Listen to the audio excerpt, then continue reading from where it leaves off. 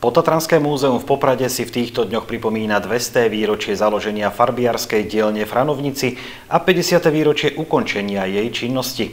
Pri tejto príležitosti zaznela minulý týždeň prednáška modrotlačiara a etnológa Adama Benka počas podujatia Príbeh farbiara Elemíra. Farbiarska dielňa Franovnici bola jednou z najdlhšie fungujúcich dielní na Slovensku. Odkiaľ sa tu zjavila modrotlač, ako sa udomácnila pod Tatrami a ako sa táto remeselná technika stala svetovým dedičstvom UNESCO, o tom porozprával v Potatranskom múzeu v Poprade modrotlačiar a etnológ Adam Benko. Pri tejto príležitosti sme si vlastne pripravili taký rešerš celej modrotlačiarskej dielne od jej vzniku až po život posledného majstra. Od teda založenia dielne od roku 1824, ako prebiehala výroba v modrotlače v tej dielni až po to ukončenie v roku 1974. Bol to aj akýsi príbeh najdlhšie pôsobiaceho farbiara na Spiši Elemíra Mončka. Farbil pre rôzne lokality, od Važca, Vernár, Torisky až ďaleko po Starú Ľubovňu.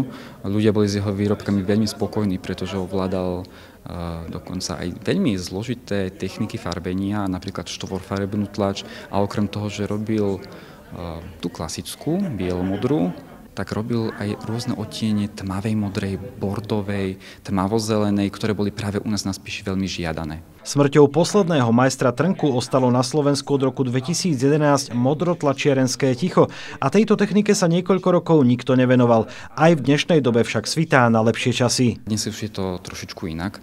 Naozaj vznikajú tu rôzne aj malé, aj tie väčšie dielne, ktoré nadväzujú dokonca aj na tie rodinné tradície. Takže už sa neobávam toho, že by na Slovensku takéto modrotlačové ticho niekedy v budúcnosti znova vzniklo. To, že to malo svoj cvenk v minulosti, dáva svetu na známosť aj Potatranské múzeum v Poprade.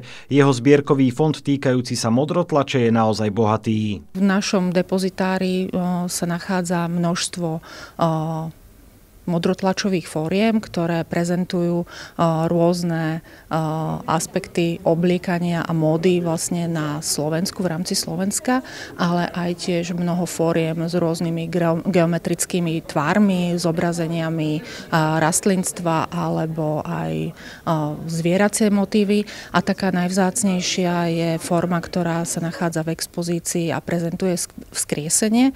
Mnohé z týchto fóriem boli aj zreštaurované pomocou Fondu na podporu umenia a za to sme veľmi radi. Aj takouto formou je modrotlačiarenská technika stále živá a múzeum sa ju snaží prezentovať ako sa len dá, napríklad aj tvorivými dielňami pre tých najmenších.